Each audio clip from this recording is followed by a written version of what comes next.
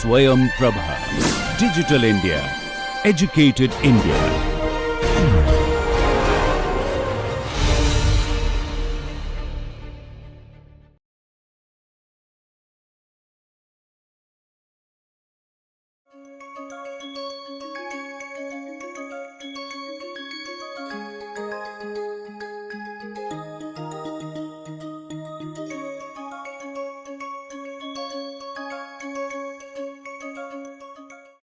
Hello everyone, welcome to Groundwater Hydrology and Management NPTEL course.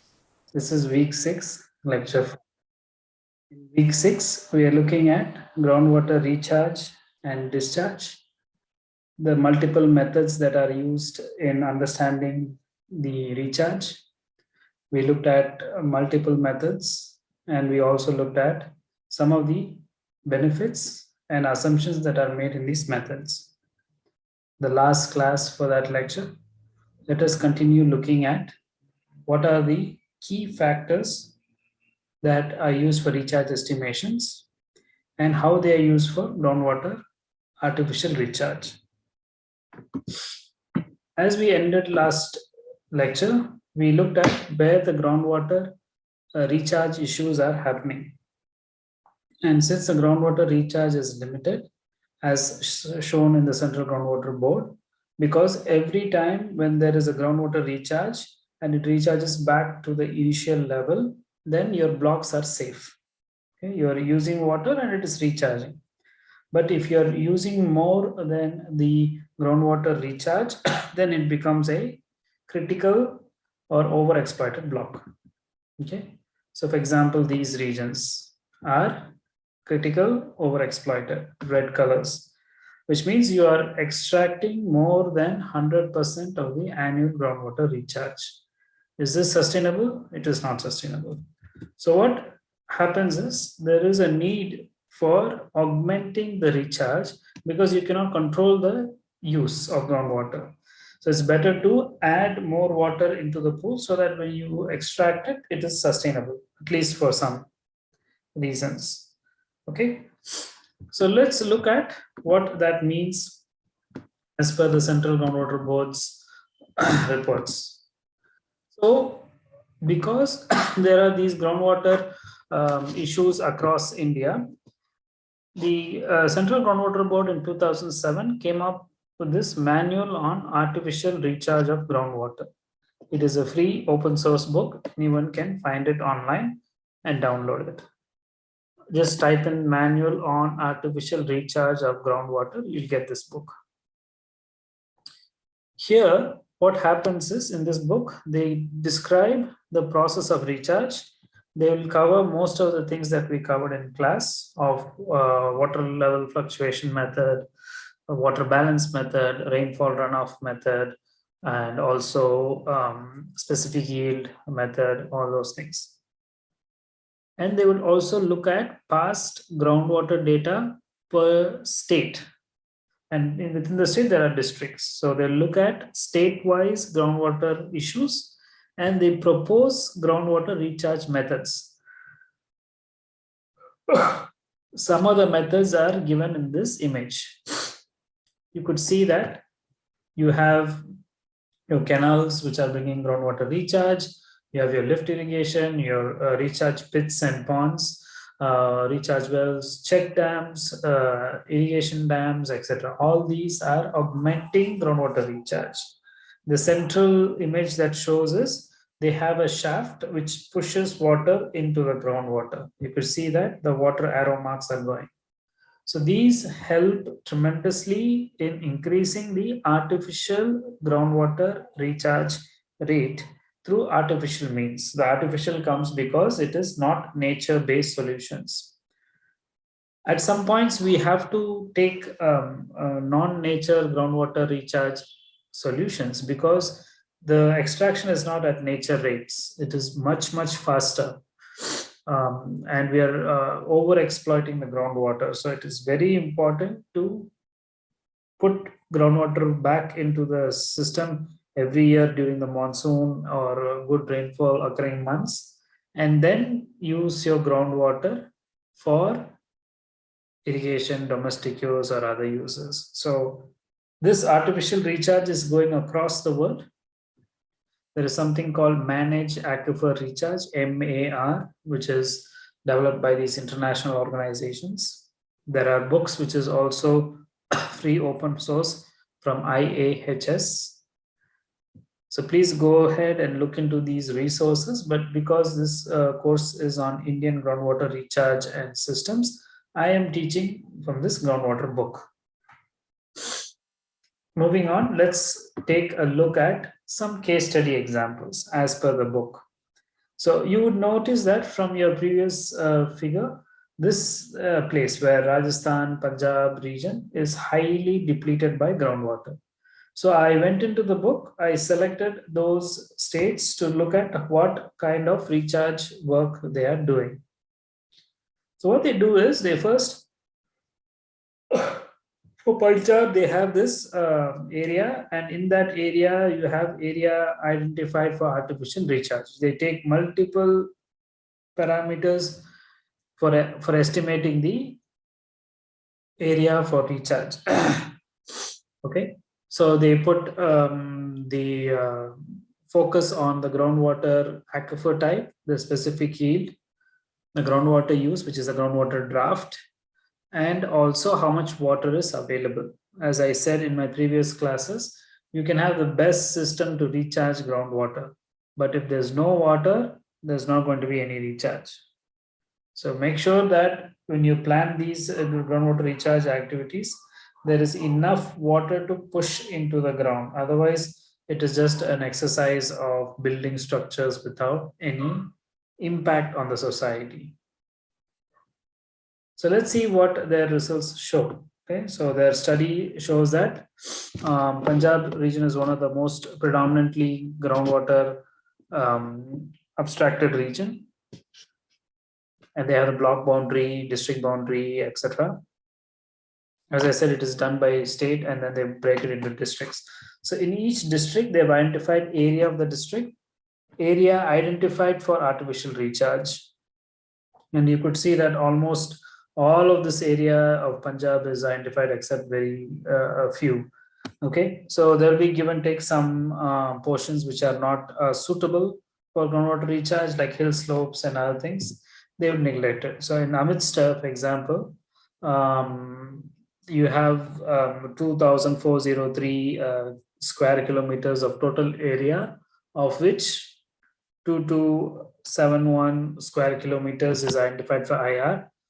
Volume of unsaturated zone. So then what they do is they divide it into the aquifer layers. So they have the top layer, the unconfined aquifer or unsaturated zone, and then your saturated zone in the confined layer. So we have available volume in unsaturated zone is million cubic meters, is 27 million cubic meters of water.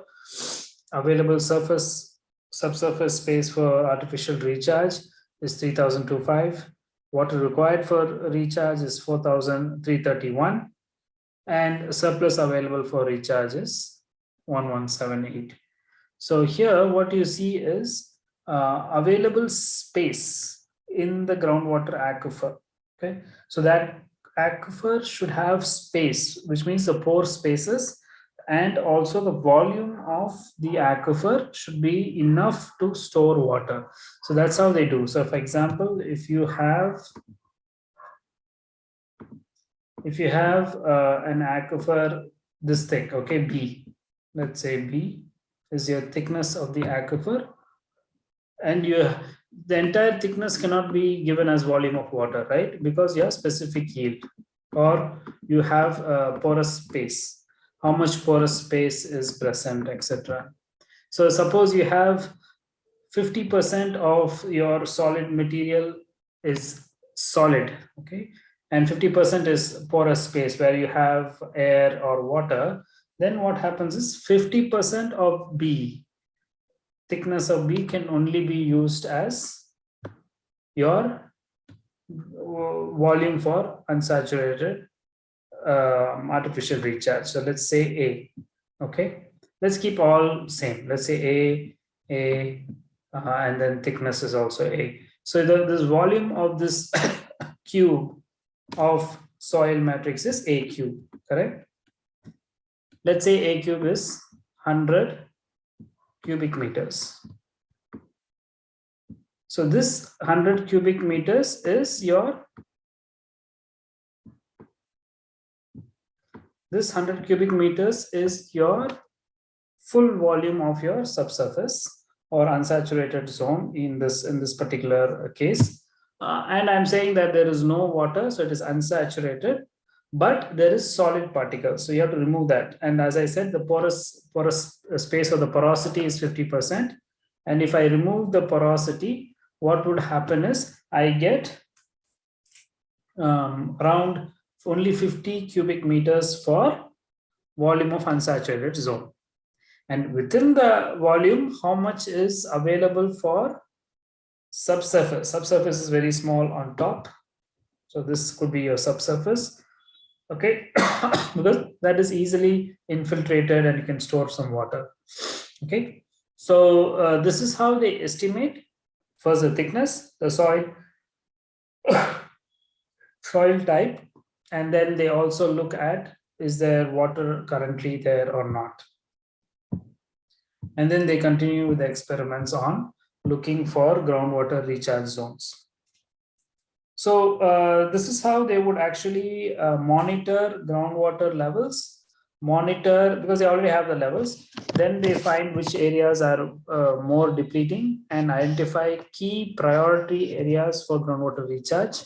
Here it is, the book would be listed in alphabetical order. So don't think Amritsar is the key district for groundwater recharge. It is just A, B, C, D. So you just go down and see which area is big or which needs more water. And then the area identified for artificial recharge is based on the physical conditions, the climatic conditions. And then based on those conditions, they assess the volume of unsaturated zone and then available for subsurface space, etc., etc. So once you have all these details, you can propose the type of groundwater recharge. So remember all the recharge methods that we showed here. You can pick and choose based on your specific yield, the porosity, and the climate, how much rainfall is there.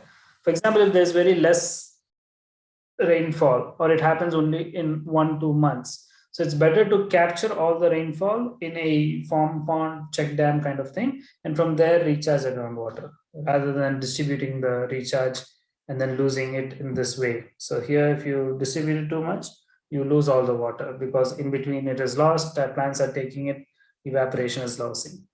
Whereas check dams and deep shallow wells in the aquifer, shallow aquifer, you can put a deep well and then recharge it shaft. All these things can be used. Let's take another state which is also red in color. Rajasthan. Rajasthan state also has a lot of its locations in the red, meaning it is also using more groundwater than the annual recharge. It is not sustainable. So there is a need for augmented recharge, especially in the regions where the climatic conditions are not favorable. So if you look at here, the area identified for artificial recharge is much less compared to Punjab. Why? Is because there is less rainfall, even though you have good groundwater use, even though you have groundwater which has been extracted a lot, so you need to recharge it. The need is there, but the possibility is very less because of the rainfall and the arid temperatures. Right? It's very hot, desert-like conditions. And the rock material itself is not conducive for recharge. That is why they are removing the water. That is different. That is why groundwater extraction is happening. But that doesn't mean we can easily recharge. It's going to be a loss of money. Not all areas can be artificially recharged. So they pick and choose. Here, look at it. They have picked mostly along the sides of the neighboring states. And they have recommended a lot of different programs for groundwater recharge. I recommend you to read the book and then find which is more suitable. Moving on, we have discussed only about recharge. So how do you do discharge measurements? I won't be spending more slides on this because it is very similar to recharge. Only the sign changes, and most of the time it is human induced discharge. So you need to know pumping. So groundwater discharge is measured or estimated by metering and physical methods. It needs a lot of data. It includes well data where you record the well, and then after you pump, you record the well. So you get a discharge curve.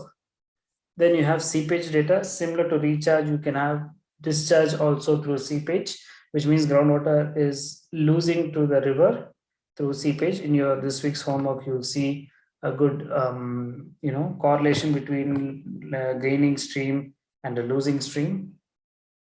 In a gaining stream, the stream is getting water from groundwater, so groundwater discharge is happening. In a losing stream, the stream is giving water to the groundwater, so it is a groundwater recharge.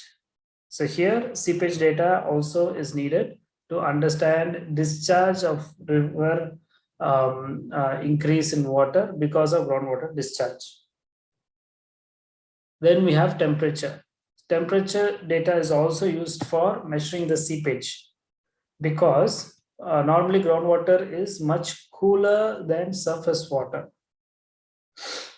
depending on where you are. But in most tropical countries like where we are, etc., the groundwater is more cooler conditions. So when it comes and mixes with the river and ocean, at the interface, you can find where the temperature is changing, and that gives an idea of how much volume of water is coming.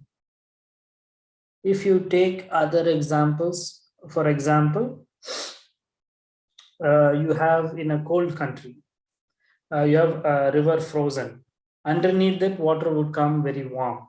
So the groundwater is always at a different temperature than the ambient temperature. And it depends on the cooling conditions inside or the warm conditions inside relative to the outside air temperature.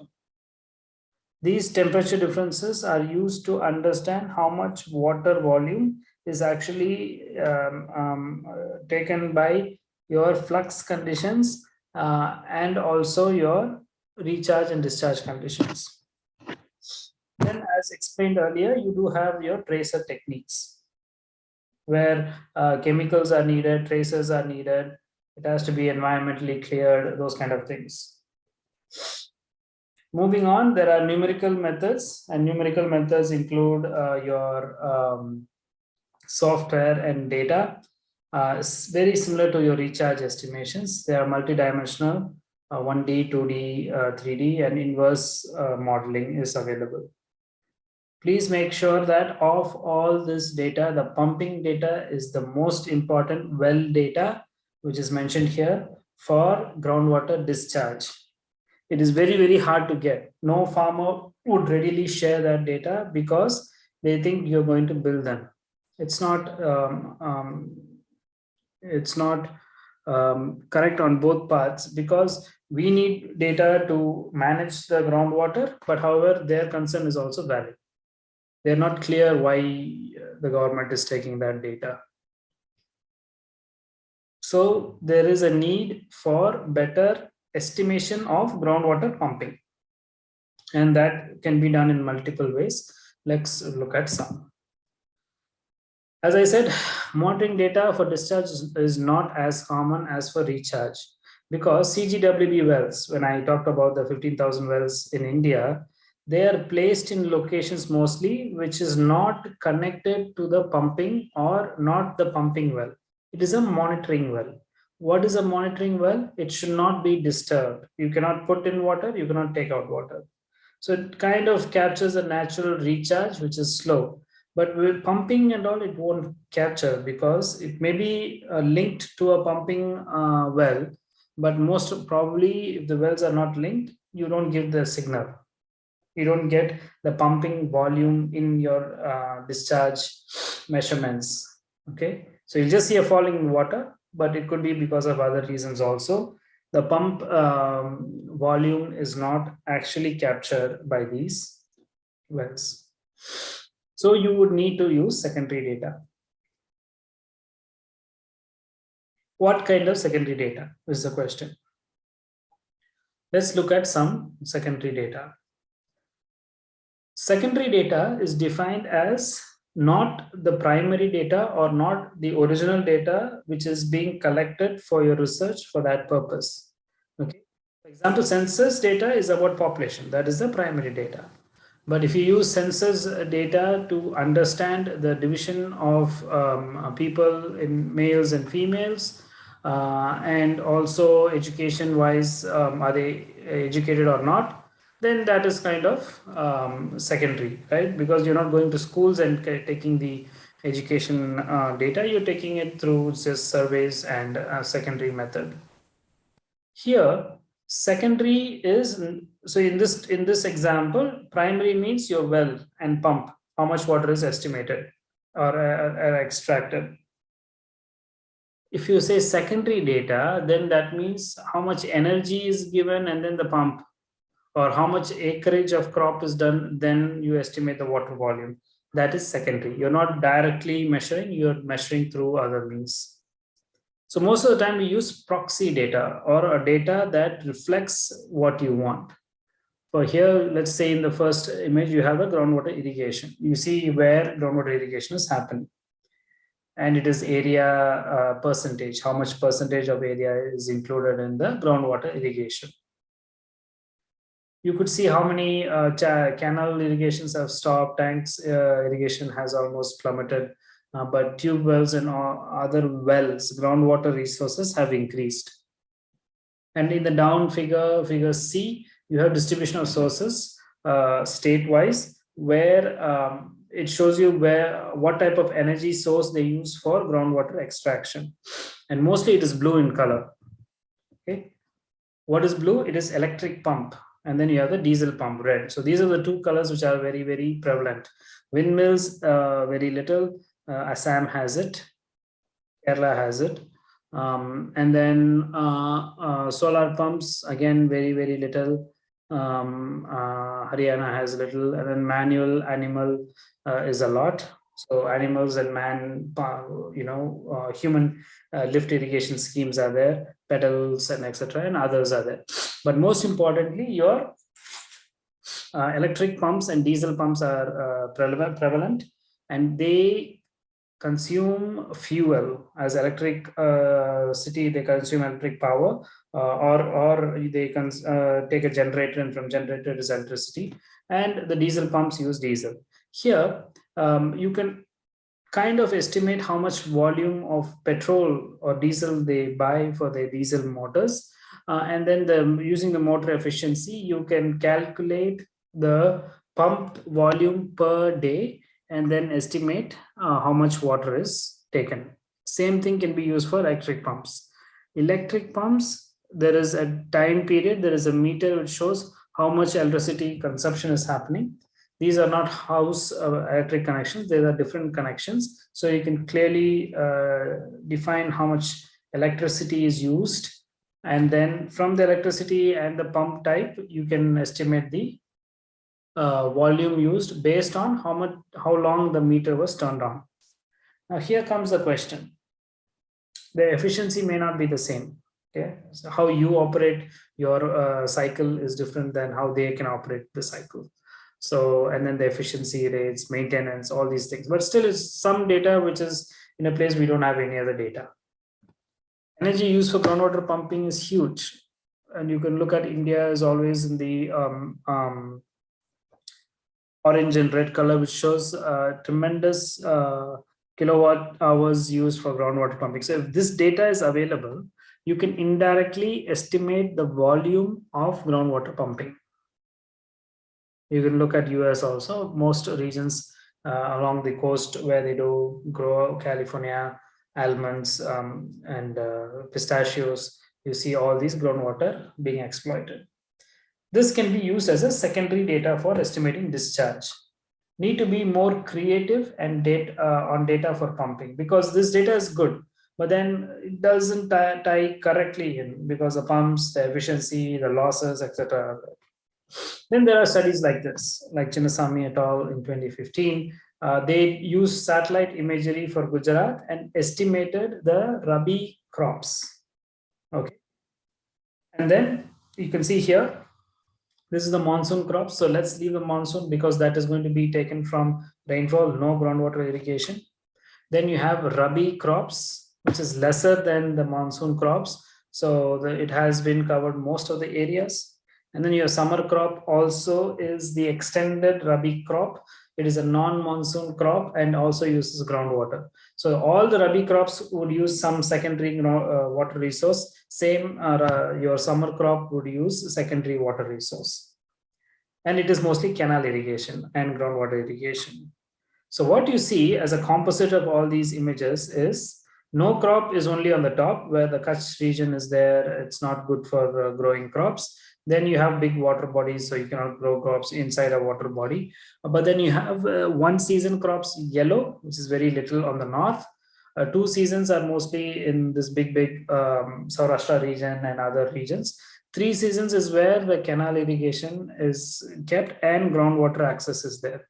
So now, if I know how much the water is released from the dam, which is easier to get, I can get at what is the remaining water needed for this acreage. So this is an area, right? With the pixels and the size of the pixel, I can calculate the area of crops.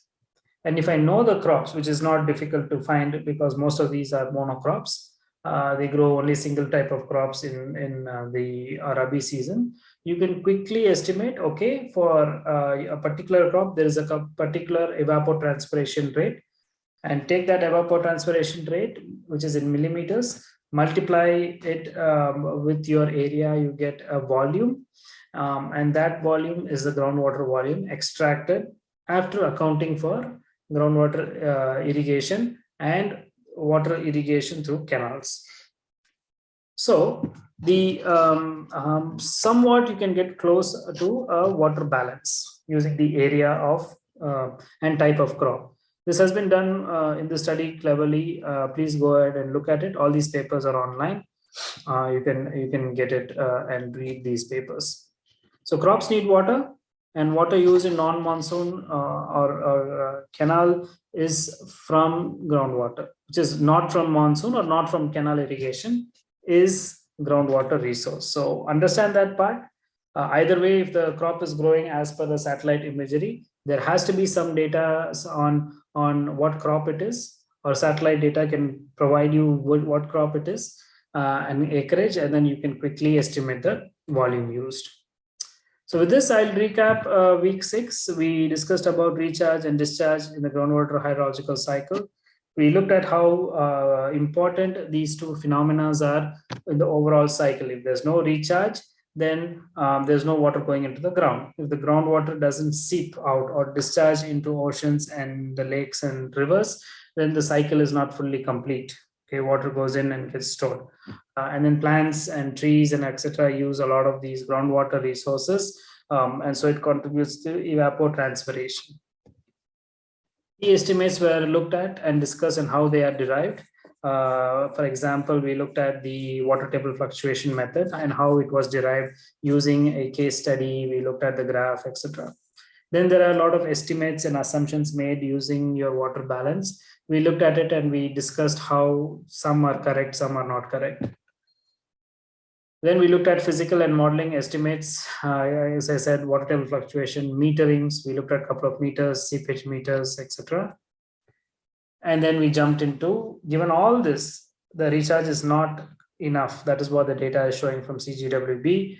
And then we looked at what are the different artificial groundwater recharge areas that have been identified.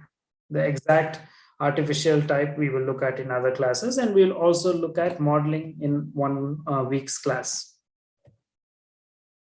Then master plans and examples were taken from the Rajasthan case and Punjab case, and we did some discharge estimations in the last slides, where we looked at either you take your groundwater level data, or you take it from the pump data, or you take crop area data and then understand the crop type, understand the volume taken, you can get away with groundwater use, which is your proxy data. So do refer this book. It is a useful book by Central Groundwater Board, and it doesn't change much because the methods are same. It doesn't change much. So even though it is 2007, I find it very, very useful for understanding the key concepts, because you can be very demanding on the data. But as I said earlier, if the data is costly, time consuming, not relevant, in some cases, representative, then you will have to resort to other methods. And even if you don't have data, you still need groundwater for sustaining livelihoods. So it's better to just start with groundwater recharge, assuming the groundwater is going down. So especially India, because of the volume that we extract. With this, I would like to conclude a week 6 lecture. I will see you in week 7 lecture. Thank you.